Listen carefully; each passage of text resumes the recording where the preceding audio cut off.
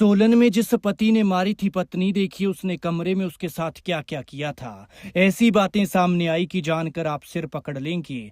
नई नवेली दुल्हन को मारने के लिए भाई और 19 साल की भतीजी ने उसका साथ दिया। पति ने अपना और भतीजी का चेहरा तक काट लिया ताकि सबको लगे पत्नी ने हमला किया था। कहानी तो इन लोगों ने फिल्मी रची थी, लेकिन एक गलती से पकड़े गए, वहां दिमाग नहीं चला सके।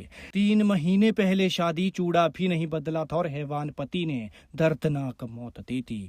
वो उसे पीट रहा था, पहले गला घोंटा, शायद मारना नहीं चाहता था, लेकिन देर तक गला नहीं छोड़ा तो उसकी मौत हो गई। जमीन पर गिरी तो लगा बेहोश हो गई, फिर देर तक नहीं उठी तो समझ में आया कि मर चुकी है। यहां तक जो हुआ था वो किसी ने सोचा नहीं था, ये तो पोस्टमार्टम के बाद पता चला। लेकिन हत्या को आत्महत्या में बदलने की कहानी तो अब शुरू होती है, जो इन सब ने मिलकर रची थी। और खुद को बेगुनाह साबित करने के लिए इन लोगों ने खुद का भी खून निकाल लिया। 19 साल की हैवान भतीजी ने भी खुद का चेहरा काट लिया। हैरान करने वाली ये कहानी है जिला सोलन के कसौली की। 38 साल की सुमन की शादी 42 साल के चतर सिंह के साथ 23 नवंबर 2025 को हुई थी। 31 जनवरी को यह हत्याकांड हुआ था और 2 जनवरी को मृतका का पोस्टमार्टम। पहले पति को गिरफ्तार किया जा चुका है और अब उस पति के भाई और भाई की बेटी को भी पकड़ा है। लेकिन 19 साल की लड़की का हाल देखिए। जहां उसे घर में ये सब होने से रोकना चाहिए था, वहां ये इस कत्ल में बराबर की भागीदार बन गई। बताया जा रहा है कि शादी के कुछ वक्त बाद ही सुमन और चतर सिंह के बीच रिश्ते खराब हो गए थे। शादी के 3 महीने तक उनके बीच कई बार लड़ाई झगड़े हुए और इन्हीं झगड़ों से परेशान होकर सुमन 10 से 15 दिनों के लिए अपने मायके चली गई थी। इसी बात से चतर सिंह नाराज हो गया और मौत वाले दिन यानी 31 जनवरी को दोनों के बीच झगड़ा हुआ।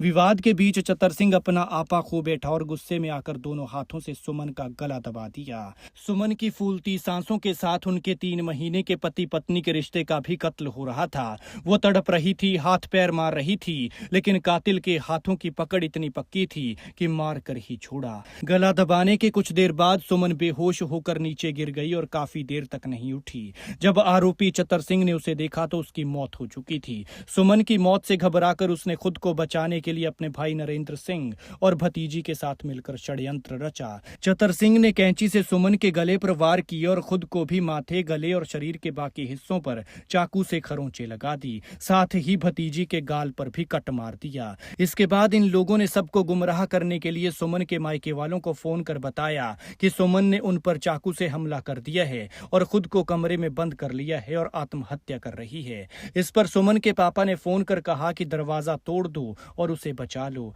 इस पर चतर और उसके भाई और भतीजी ने कमरे के दरवाजे को तोड़े जाने का नाटक किया ताकि किसी को भी शक ना हो, लेकिन यहाँ पर उनकी गलती पकड़ी गई और सारा प्लान फेल हो गया। मौके पर जब सब लोग इकट्ठा हुए तो सबने ये मान लिया कि सुमन ने पति और भतीजी पर चाकू से हमला कर खुद को काट कर आत्महत्या कर ली। लेकिन पोस्टमार्टम रिपोर्ट में सारी बात खुल गई। जब इन्वेस्टिगेशन की तो दरवाजा तोड़े जाने का कोई निशान नहीं मिला। ऐसे में पूछताछ की तो खुलासा हुआ कि इन तीनों ने ही सुमन को बेरहमी से मारा था। मेडिकल जांच में पता चला कि चतर सिंह और निकिता ने खुद को ही चोटिल किया था। सोचिए कैसी हिम्मत की होगी इन लोगों ने कि किसी को चाकू मारा जाए और फिर खुद को काटने की। सोचकर ही डर लगता है कि आखिर ये लोग कितने क्रूर और बेरहम होंगे। फिलहाल पुलिस आगे की कार्रवाई कर रही है, लेकिन इन लोगों के सनकपन ने एक बेगुनाह की जान ले ली, एक रिश्ता मिटा दिया और खून से हाथ रंग लिए।